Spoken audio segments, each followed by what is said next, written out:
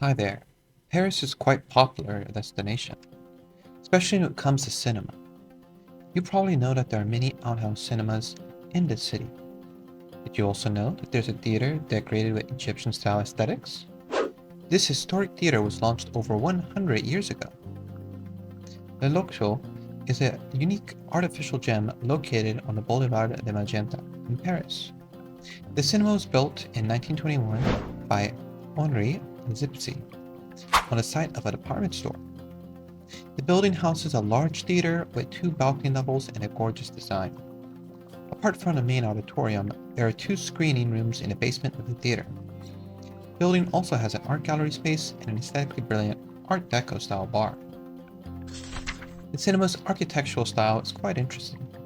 It is a nod to the aesthetics of the Egyptian electricium style and its multi-colored mosaics, and floral and animal motifs. In fact, the cinema drew its name from the Egyptian city of Luxor.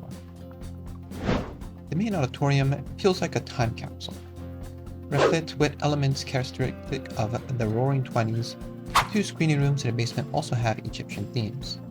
The design references to the tombs of the Valley of the Kings, so that one room has a ceiling vaulted like a basket handle, and the other has a starry sky ceiling in Egyptian blue. Like several other historical cinema houses, the Louxor has faced several challenges, threatening to shut it down. It was commissioned by Henry Sillenberg, who went bankrupt and passed away a month after its opening.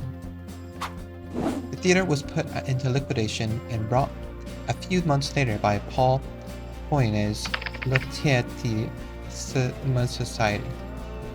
In 1929, the Louxor was acquired by Pathé, which began the theater's transition into sound cinema. The theater survived the Second World War but struggled during the 50s as attendance rates began to decline steadily. In response, it had to keep adapting to modern technologies like color cinema, cinemascope, and Dolby sound systems.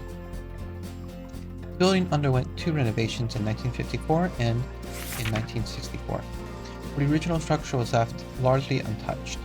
Despite being registered as a historical monument in 1981, the Louxor soon saw its last screening in the 20th century.